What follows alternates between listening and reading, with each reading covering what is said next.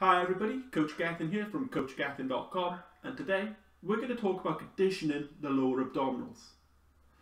Now, there's two roles we need to focus on when it comes to the lower abdominals. First of all, bringing the knees together. So, if the lower abdominals actually has a role in bringing our knees closer to the midline, surely it's important to keep our knees together whilst doing lower abdominal work. Absolutely. Now, the other thing to bear in mind is that as soon as the leg goes beyond being perpendicular to the floor, pressure is taken off the lower abdominals. So the lower abdominals is activated, and then as soon as you go past this portion here, you're actually putting more tension onto a different structure, such as the psoas major, which originates from the thoracic spine and inserts onto the femur. Okay, so when that knee actually surpasses the belly button, you're no longer putting as much tension onto your lower abdominals. Now, it is very important that we strengthen the lower abdominals. They tend to be the weakest portion of the entire abdominal wall. And that's why when I usually write a program, I start with the lower abs. Why is it the weakest part of the abdominal wall? Well, because it doesn't get the same range as our upper abs and obliques.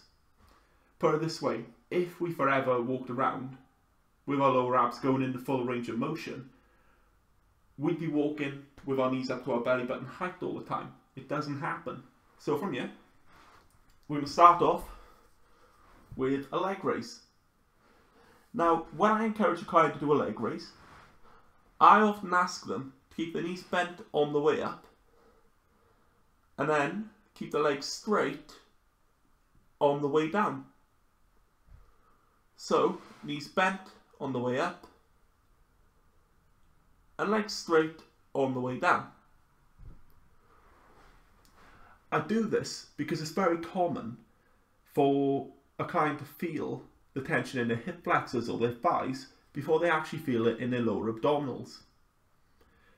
Obviously, when people's lower abs do get stronger, they do start to feel the tension in the lower abs right the way throughout the range. But what if somebody has back pain when they're doing a leg raise? They need to go a level down. So right now my knees are bent at 90 degrees, and I'm going to keep them bent at that angle consistently right the way throughout the exercise, trying to keep a small gap between the floor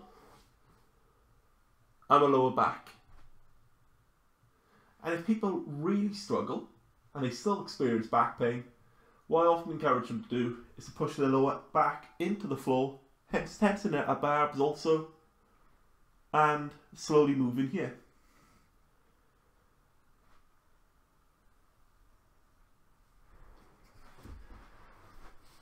So now you know what to do if you are a beginner to lower abdominal exercise and if you're a little bit more advanced.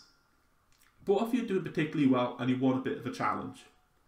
Well, here's two other variations you can play about with from here. And it's totally up to you if you want to be in this position or if you want to lie down, okay? For this demonstration, I'll be up here. You can keep your legs straight and do small paddling exercises. Or cross over.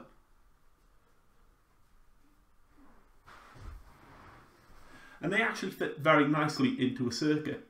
So let's say if you're doing a circuit where you're doing an upper body, lower body, and then to of course some sort of core stability exercise, those exercises fit in really well if you want to keep your circuit fun and dynamic as opposed to stopping it dead with a static plank. So that is how I go about conditioning the lower abdominals.